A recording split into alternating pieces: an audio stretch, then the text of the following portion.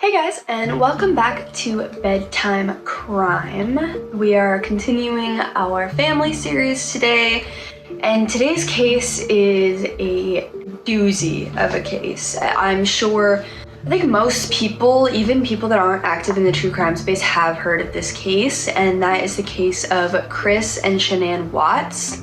And this is such a crazy case. There's so many layers to it, and it's just so devastating. It's a very sad case, and as always, before getting into it, I do want to give just a slight little disclaimer. You guys know that I cover true crime cases, so you kind of know what to expect by now, but I still like to give a little bit of a disclaimer at the beginning, especially for this case, because this is an extremely disturbing and upsetting case, and this does involve children. So if you do not like true crime cases involving children, I would not recommend watching this one. I have plenty that don't revolve around children if that's something that you're interested in. So with all that being said, I say we just jump right in because there's so much to get through in this case. So let's start off with talking about Shanann Watts. So Shanann Catherine Ruchek, which was her maiden name before she married Chris, was born on Tuesday, January 10th, 1984 in Clifton, New Jersey, to parents Frank and Sandra Ruchek, and she would later become an older sister to her younger brother named Frankie Ruchek. Now, even though she was born in New Jersey, her family would go on to move to North Carolina, and that's where she spent most of her childhood and early adult years, specifically in Moore County, North Carolina. So she ended up graduating from Pinecrest High School, and soon after graduating high school, she actually ended up getting married to her first husband. So she was married once before Chris, named Leonard Kim, but it didn't last too long with them, and they actually ended up getting divorced in 2009. It was a very amicable split. They just decided that they didn't want to be married anymore. Now, a year after this, in 2010, Shanann actually got diagnosed with lupus, which, if you don't know what lupus is, I believe that is what Selena Gomez has. It's a degenerative disease that it literally just attacks your body. It's a really terrible disease. It attacks the cells in your body. It attacks, your organs. A lot of times people will have organ failure when they have lupus, and that's why they have to either get kidney transplants or liver transplants and all this stuff. It's really, really terrible on the body. So she did not obviously feel the best health-wise, and mentally she was just in a really dark place getting this diagnosis, and she felt just terrible inside and out at this point. And this is when she actually received a friend request on Facebook from a man named Chris Watts. Now, she had previously been connected with Chris Watts through one of her friends. They had never actually talked, but her friend had recommended that this guy might be good for you. So she had looked at his profile a little bit, but then she decided that she just didn't want to pursue it. So she didn't go any further with it. But this time he sent her a friend request, and she actually accepted. She didn't think it was going to lead anywhere. She just thought that they would kind of, do what everybody else does on Facebook, like each other's posts, just look at each other's posts, things like that. But the two actually started messaging back and forth via Facebook, and that turned, to texting, and they started talking more and more and getting to know each other more and more. And eventually the two decided that they wanted to meet up for an actual date. And this also was very convenient because they both lived very close to each other in North Carolina. Now, before continuing with talking about their relationship and the progression of that, we should talk a little bit more about Chris Watts and his background. So Christopher Lee Watts was born on May 16th, 1985 in Spring Lake, North Carolina, to his parents Ronnie and Cindy Watts. He was raised in a city called Fayetteville, North Carolina. And Chris was always very into sports and activities growing up. He played multiple sports, and his parents say from the age of about 5, like school age, he started playing sports until he graduated high school, essentially. He was very into sports. And his parents also described him as a very easygoing child, very mellow, didn't really cause any problems. Now, Shanann would go on to meet Chris's family. Obviously, as things were getting more serious with them, they decided, let's meet the parents. And Chris's family did not like Shanann. And this was known by Shanann and Shanann's family. Chris, everybody knew that Chris's parents were not the biggest fans of Shanann. However, this did not stop the relationship between Chris and Shanann. They still were in love regardless of what Chris's parents thought, and the two actually ended up getting married on November 3rd, 2012. And at their wedding, Chris's parents didn't even attend. They didn't show up to the wedding at all because that's how much they disliked Shanann and they disliked the idea of the relationship.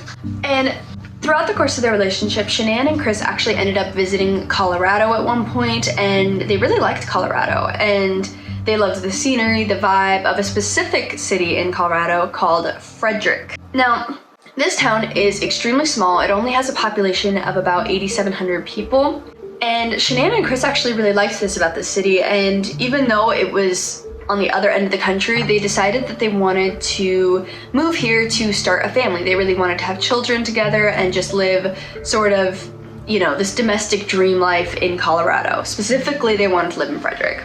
Now, they actually ended up finding a really nice house in Frederick. It was 5-bedroom, 4-bathroom house, and they figured that this would be the perfect place to start raising a family in.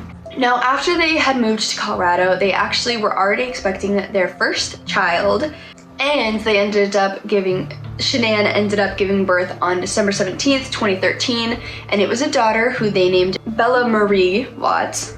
Now, Shanann was very excited to have Bella in her life. She was so excited to be a mom. It was something that she always wanted to be, and she really thrived as a mom. She really thrived at parenting. She was a great parent. And at this time, she was working at a children's hospital as a human resource specialist. So obviously being around children all the time, especially sick children, she did learn how to talk to children, and she realized through working there that she really liked children, that she wanted some of her own. And they also decided about 2 years later that they wanted to have another child, and they figured that this was the perfect age gap. So on July 17th, 2015, Shanann gave birth to their second daughter named Celeste Catherine Watts, and her nickname was Cece. So I'll refer to her as Cece. And again, Shanann was just super excited about these girls. She was so excited to be a mom. She was so excited to have these two children that she could raise. And Shanann was actually very known for her social media presence, and it did have to do a lot with her job, which I will get into in a second, not the human resource specialist job. But also she would very consistently post updates about her family and adorable pictures of them all as a family. There's very, very many pictures of all of them together, and her and Chris and the girls. If you just look up pictures of their family, you'll find tons, because she was very active on social media posting about her family.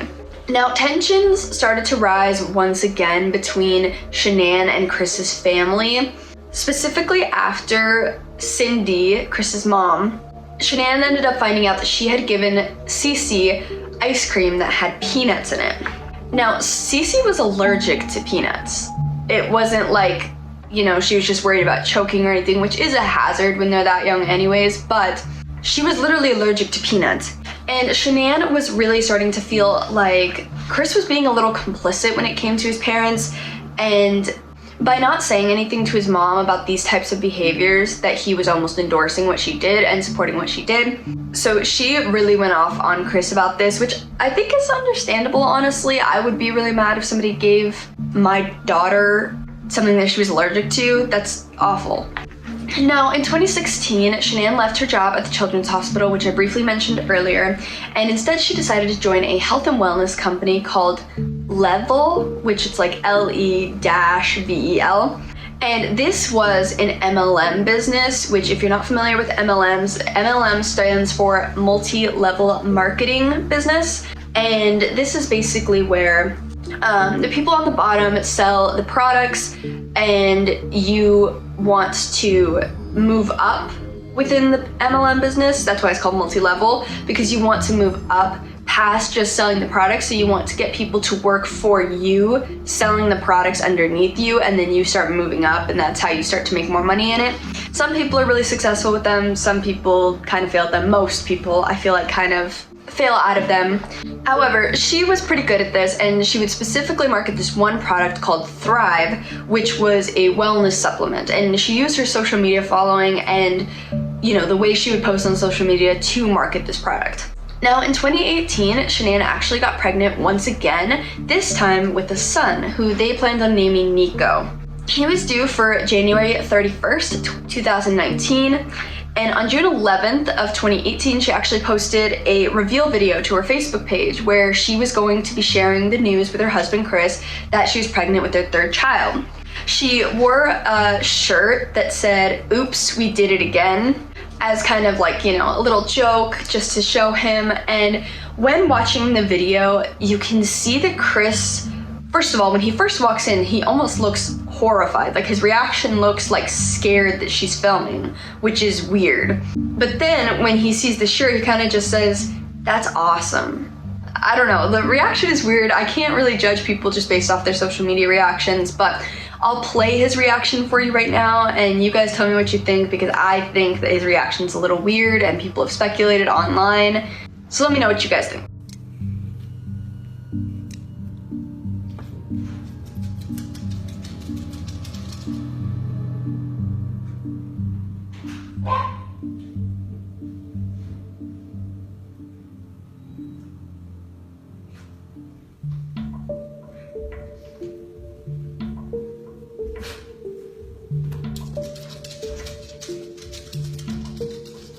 We did it again. I like that shirt. Really? Really? That's awesome.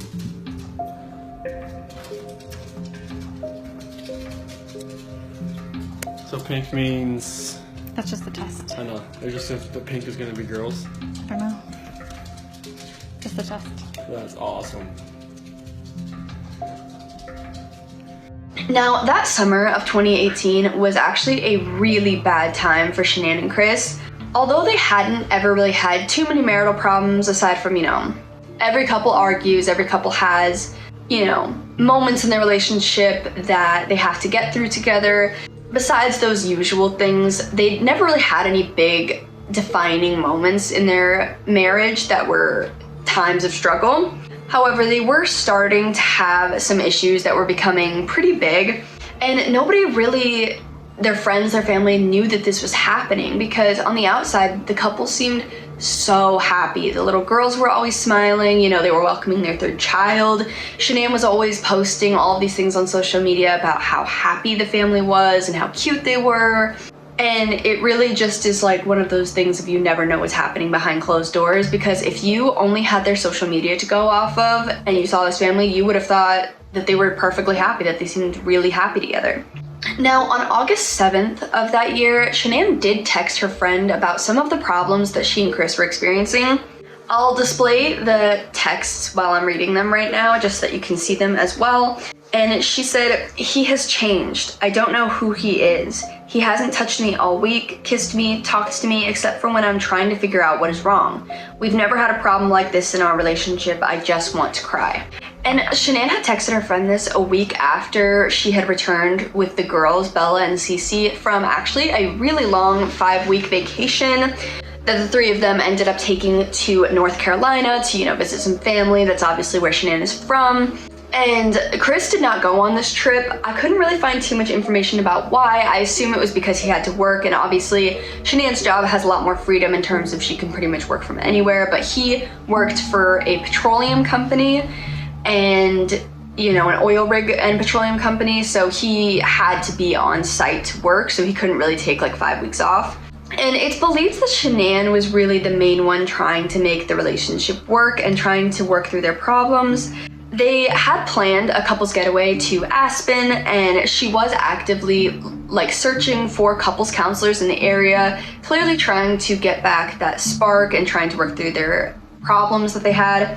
And there were also text messages retrieved from Shanann's phone that she had sent to Chris talking about how he needs to stop living this sort of bachelor lifestyle, and that they needed to talk about how he needs to be more active in the family life, more active in the girl's life, and not keep acting like he's still a single man, basically. Something else that I think is pretty interesting and noteworthy about their relationship is that they were actually really struggling financially. They only had about $800 between them in their checking accounts, And they actually had previously filed for bankruptcy in 2015 after they were drowning in debt. They had, you know, the mortgage, they had student loans for both of them. They also had all of the credit card debts that they had racked up. So even though 800 seems like quite a bit, for the amount of debt that they were having to pay off and the amount of bills that they had to pay, it really was not enough to sustain them. And that brings us to the, I guess you could say, very early morning or late night of 1:48 a.m. Monday, August 13th. Shanann was dropped off by one of her colleagues named Nicole Utoft Atkinson. And this was after she was returning from a business trip with her friend Nicole from Scottsdale, Arizona. And she was actually there for a leadership seminar for her work as the brand promoter for the Thrive wellness supplement. And Chris claims, now this, pretty much all the rest of this is going to be Chris's version of events since he was the only one there that is still here to talk about what happened, but Chris claims that when she came home that he was already asleep because obviously it was the middle of the night essentially, and there is Ring doorbell footage to show that Shanann did come home at 1:48 a.m. We do know that. However, we don't know what happened once she entered the house. And Chris also said that he had to wake up early for his shift at Anadarko Petroleum that day, so he was already, you know, fast asleep when she came home. And later that same morning, after Chris was at work, he claims that he texted his wife quite a few times, just like normal texting that the couple would normally do according to him, you know, how are you, how's your day, are you eating lunch, stuff like that. And he said that she never responded to a single one of his texts. And he just assumed that she must be busy taking care of the girls or, you know, doing her marketing. And meanwhile, while this is happening and he's not getting any responses, Shanann's friend that had dropped her off the previous night, Nicole, also was not getting any responses from Shanann. And this was not like Shanann. I previously touched on the fact that she was always on social media, but she always had her phone. She was always doing something on her phone. She was very known for texting back pretty quickly, you know. It was just something that she always did. And Nicole's breaking point was when she called to see if Shanann had shown up for an OBGYN appointment, which she knew that she had scheduled to look at Nico. It was just one of her typical prenatal exams. And when she didn't go, Nicole started to really worry because, like I said, Shanann was very passionate about being a mom. She was very passionate about taking care of herself during the pregnancies and making sure that everything went okay with the pregnancies. And she wouldn't have just not shown up. So at around 12:10 p.m., Nicole decided to go to their house just to see if she could, you know, knock on the door, if Shanann was there, you know, just to make sure that everything was okay. However, when she knocked on the door, she got no response. Not from Shanann, not from Chris, not from the girls, anything. So she decided that since she wasn't getting a response, nobody was answering the door, and because she didn't hear anything coming from inside the house, she decided to call the police and have them perform a wellness check on the property. Nicole did also notify Chris at this time that she could not find Shanann, and she texted him saying that she was a little bit worried about this. And when investigators came to perform the wellness check on Shanann, a few things stuck out to them that were a little odd inside the house. First, they found her purse in the kitchen, which had her phone and keys in it, which you would think that if she did leave somewhere with the girls that she would have her phone and keys with her. It seems kind of odd. However, they also found her suitcase at the foot of the stairs, which does make sense with the story that maybe she just decided to unpack her suitcase the next day. She didn't want to bring it upstairs, you know, she had just come back from this trip. They also found her wedding ring in her and Chris's bed, which was really odd. And at this point, the officers realized that they were most likely looking for a missing person rather than just performing a wellness check. So they got further law enforcement involved, as well as reached out to the media and public for help to see if anybody had seen her, if they knew where she was. And Chris had actually come home after Nicole had let him know that she couldn't find her, and they were able to talk to him and get a statement as well. And after the girls were reported missing, Chris went on to do a lot of media interviews talking about how worried he was, how concerned he was, how he just wanted the girls home, he wanted to see his wife again. I have no idea like where they went. And it's just earth-shattering. I don't feel like this is even real right now. It's like a nightmare that I just can't wake up from. Something that also stuck out in a lot of these interview clips was that even though the girls were missing, a lot of people have pointed out that he referred to Cece and Bella And even Shanann at some points in the past tense, he would say they were this, or we used to do this, rather than I can't wait to see them again, or things like that would assume that he didn't know where they were. So on August 15th, investigators had Chris take a polygraph exam just to see if he was telling the truth about his version of events, because statistically it is the spouse that is responsible for something happening to the wife. And he completely failed this polygraph test, like completely bombed it. And this isn't anything that could be used in court, and it does not prove guilt. However, it does raise some red flags for investigators to be like, okay, maybe this guy isn't being completely honest with us.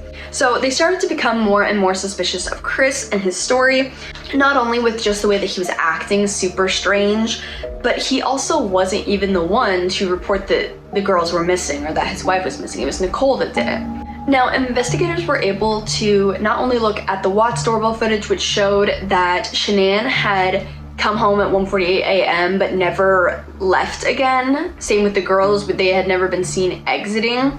But they also were able to use some of the neighbors' security footage. And they found that in the early morning hours of August 14th, Chris was backing up his truck into the garage, and then he was seen loading something into it, and then he drove off. And like I mentioned before, Shanann was never seen leaving the house, neither were the girls. And Chris explained this by saying that he was loading stuff into his truck, like coolers and tools and just regular stuff that he would have in his truck. However, the neighbor who was there watching the footage with them said that Chris hardly ever talked, and he had never even heard him talk in all the years that he had lived next to them. So it was weird to him that all of a sudden Chris was talking a ton and trying to explain himself and really almost babbling on. He had never seen Chris talk at all, much less this much. So when questioning Chris, the officer said that they never saw him shed a single tear, and he never really seemed very upset about the fact that his pregnant wife and 2 children were missing, which we can't judge people's grieving and we can't judge people's initial reactions to things. However, this did seem a little odd to investigators.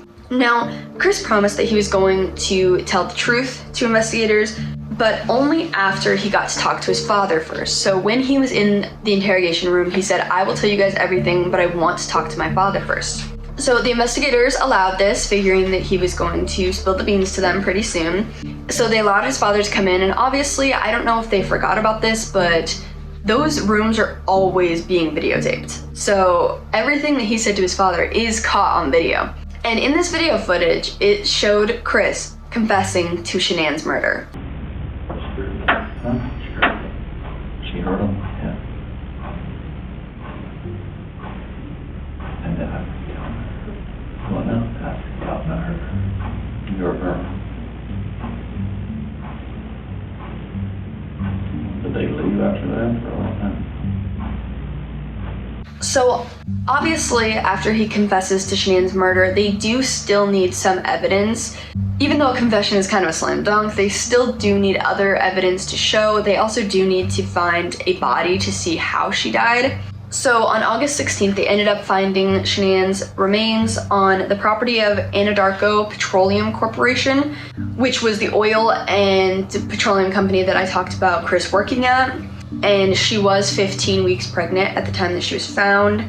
And Chris had actually led investigators here and showed them that she was here after he confessed to her murder. Later that day, after the continued search efforts on the property just to see if any more evidence was there, they did unfortunately find the remains of Bella and Cece as well in oil tanks near where Shanann's body was located. And it was discovered that the cause of death was Shanann was strangled to death and the 2 girls were actually smothered. So for Chris's story, here's the way that he claims things happened. He says he told Shanann that he wanted to separate from their marriage that night. He said that he didn't want to be married to her anymore, and he said that she became very upset about this. And then after, he saw on, this little video baby monitor that he could see into the girls' rooms that Shanann was strangling Cece because she was so angry. He said he walked into the girls' room and saw Bella's body near where Cece was being choked, and he said he was so enraged by seeing that she had done this to his daughters that he decided to strangle Shanann. Obviously, this wasn't a very believable story. It didn't really make sense, and frankly, none of the evidence really supported it. So that is when Chris Watts on August 21st was arrested on 3 counts of first-degree murder, 3 counts of tampering with a body, and 1 count of unlawful termination of a pregnancy since Shanann was pregnant at the time of her death. And this is when police, after a little bit more digging, was able to find out about this secret double life that Chris was living without anybody else's knowledge. So it turns out Chris was actually having an affair with a woman he worked with named Nicole Kessinger. And after Nicole learned about what happened to Shanann and the girls, she decided to cooperate fully with the police, and she stated that Chris had told her that he was going through an amicable divorce at the time they began this affair. And this wasn't some casual affair that Chris and Nicole were having. It wasn't just like a friends with benefits type of situation. They saw long-term futures together. They saw, they wanted to be together. They've actually found on August 4th on Nicole's search history that she had searched for things like wedding dresses, and she even had one search that said marrying your mistress. However, it is interesting because if the motives were behind this crime of Chris committing this horrible act against his daughters and wife was solely motivated by this affair, it just honestly doesn't seem worth it. Not that that's, it doesn't happen. I mean, we've seen murder cases where people will murder for anything, money, affairs, they just don't want to get a divorce, all these things.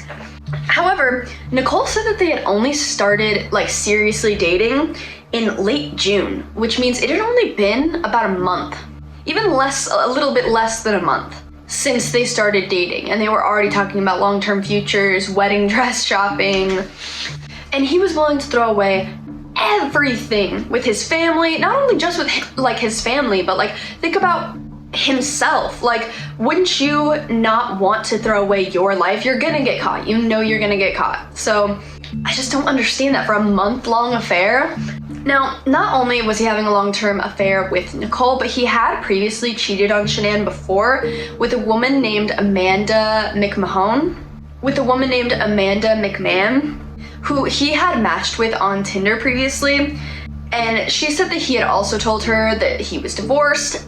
But this was really just a one-night stand. It wasn't too much. I mean, it's still considered an affair, but it wasn't a full-blown relationship affair. And they had really just met in a parking lot one night to hook up, which I think was what he wanted from that Tinder thing.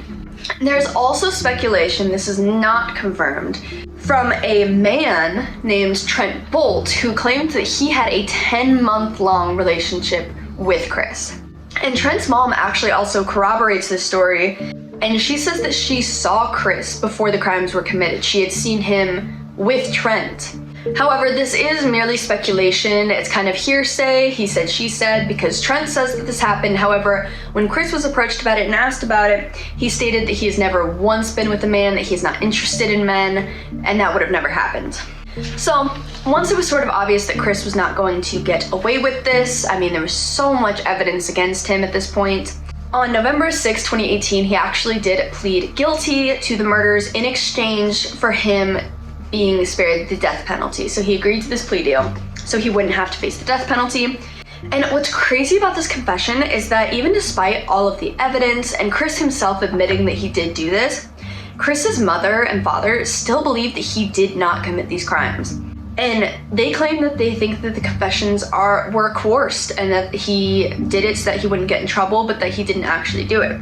So about 13 days later, after him pleading guilty, he went to his sentencing and was sentenced to 3 life sentences in prison without the possibility of parole. In addition, an additional 48 years for unlawful termination of a pregnancy, and 36 years for tampering with bodies. So Shanann and the girls were laid to rest at Sacred Heart Catholic Church in Pinehurst, North Carolina, which is where, Shanann was originally from. And hundreds of mourners assembled to pay their respects, some that Shanann knew, some that didn't, and just was touched by her story.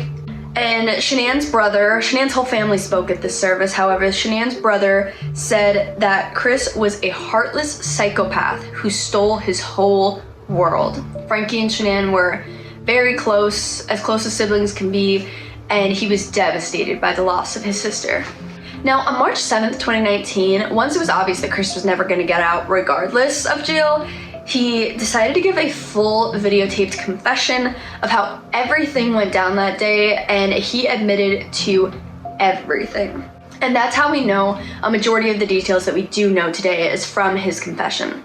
So Chris claims that the day of the murders, he admitted to Shanann that he didn't love her anymore and that he was interested in getting a divorce. He also admitted to having an affair with one of his coworkers. He said that after he told her all of this, that she threatened to leave him and take the kids with her, that she obviously didn't want to be with him anymore after this. And this made Chris really angry, as he didn't want to lose any contact with the girls, which doesn't really make sense based on what he does later, because he loses all contact with the girls. But it made him really angry, and he ended up jumping on her, sort of straddling her, and then he strangled her to death. Chris says that after he was done doing that, he put Shanann's body in the bed of his truck, and while he was dragging her body to the truck, he says Bella actually saw him doing this and asked what was wrong with Mommy, and he said that she just wasn't feeling well. He then took the two girls, Bella and Cece, who were still alive at this time according to him. He took them in the back seat of the car about 45 minutes away to the remote oil field where he worked. And he claims that Shanann's body was just in the trunk, that her body was just sitting back there while his children are in the back seat right in front of her dead body. Now, before he decided to bury Shanann's body, he went to the back seat and decided to smother Cece with a blanket, all while Bella just watched. She watched her sister be smothered.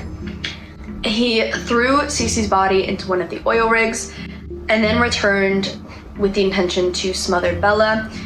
And before he did, he says that Bella asked him, "Is the same thing going to happen to me as Cece?"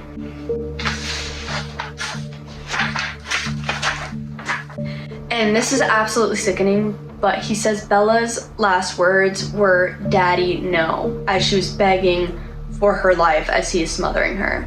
I can't imagine that terror. Bella was only 4 and Cece was only 3 years old. What's even more sickening, if it could possibly get even more sickening about this whole thing, is that the entrance to these oil rigs are only about 8 inches wide, which means Chris had to squeeze and shove his child's deceased bodies through these holes. As far as his mistress, Nicole, she has since changed her identity since he has been in jail, and she moved to a different place. However, it is said by one of Chris's cellmates that they still keep in contact, and she still regularly talks to him, which I thought was kind of weird. So that brings us to today. Chris is still serving his sentence, as he will for the rest of his life, at the Dodge Correctional Institution in Waupun, Wisconsin. And one of his friends, who's still friends with him and still talks to him, said that he is sad that everyone's hurting and the people that he hurt. And he says he wishes he had handled things differently. What? You wish you had handled things differently? How about I wish I hadn't killed my wife and 2 children in cold blood when they were completely innocent and didn't do anything wrong? How about you wish that that hadn't happened versus just wishing you had handled things differently? He now claims that he is a changed man with a newfound relationship with God, and I'm sorry, but I have to insert my opinion a little bit, and I just don't believe anything he says. He's evil to the core. This is one of the most horrific things. Familicide is what it's called when you kill your entire family. Specifically when a man kills his whole family, it's called familicide. To engage in that act is so foreign to me, and my mind can't even wrap around how anybody could do that. So for him to just act like he can move on and that he's a changed person after committing these horrible things when he knew exactly what he was doing. It's not like he was under the influence. It's not like he was a child. Not that that's an excuse, either of those things. But he was it was his choice. He did all of it for a 1-month relationship. And now he will spend the rest of his life in jail, which I think is justified. I think he deserves to rot there, honestly, quite honestly. I just can't imagine how scary Shanann, Cece, and Bella's last moments were, especially Bella. I mean, Cece already is horrible because she was only 3, and to have your last few moments know that your father is doing something bad to you, but then Bella had to watch her sister have that done and then know it was coming to her. It's just absolutely terrible. However, you could take this one of two ways. I think it's good news, but some people might not. Chris's life has been anything but pleasant in jail. Which, not to be rude, but Carmen's a bitch, ain't it? Apparently, he does have to be in protective custody because all of the other inmates hate him so much. As we know, typically crimes against children within prison, those prisoners are usually kind of taken out pretty quickly. Other prisoners do not like people that do things to kids. Some of the guards have even said that he is the most hated person that they've ever seen in that prison. And something that's really gross though that I found out is that Chris continually gets letters in prison from women, like just random women that have looked into this case and see this case. And a lot of women say in these letters that they think he's just misunderstood and how he's still handsome and they still are interested in him, even though he did this horrible thing, which I think is just disgusting. Another interesting thing about Chris's life since being in prison is that he does seem to have a new love interest. Since the 6th of January 2020, the public has been made aware of a woman named Anna Nowak, who is one of Chris's actually approved visitors. And she visits almost every single week and was even turned away in April of 2019 for exceeding the maximum number of visits in one day, which has led people to believe that they must be together. And just like they were right after the trial, Chris's parents are still openly supportive of their son. They say he is not a monster and that they don't believe he did all this. And they have the audacity, after all of this happened, this horrific crime happened, to say that if anything, Shanann was more likely to hurt the girls than Chris was. Even though he's admitted to doing all of it. Make it make sense. So that is all I have for you guys today. I wish more than anything that I had a better outcome. I wish Shanann would have seen some of the red flags and been able to get her and her daughters out of that situation. They did not deserve any of that at all. And I just don't understand the motive behind having a 1-month relationship. And when you admit to it and she is kind of giving you what you want, which is a divorce, and she says that she'll leave you, you don't want her to leave because it's all about control. It's all about him having the control of getting to decide what she does and when she does it. And this is a classic case of abuse taken to a new level. And I just feel bad that this had to happen. But I hope the more people that hear Shanann's story, the more people can be helped from a similar situation before it's too late like it was for her. So yeah, just an incredibly sad case. I do not like talking about cases involving children. They're very hard for me to get through, and I think they're hard for other people to hear. You know, hearing about anything with kids is just terrible. But I do think that these cases are still important, and it's still important for people to remember that these people are people and not just random cases. And I think sometimes if you just, you know, hear in passing about this case of this thing, they can seem almost fake, and they're very much not. These are real people who had real lives, who were horrifically taken from them by a selfish, narcissistic, and evil man who I am happy gets to spend the rest of his life in prison. So with all that being said, tell me what you guys think of this case, although I think it's pretty cut and dry. But if you have any other opinions, please leave them in the comments down below. I'd love to hear them. And please give this video a thumbs up if you liked hearing me talk about it, and please consider subscribing to my channel. It really helps me out a lot. And we'll see you guys in the next video, which I believe is the last one of our family series. And then after that, we're gonna be starting a new series again. So hope you guys are looking forward to that, and I'll see you in the next one. Bye guys.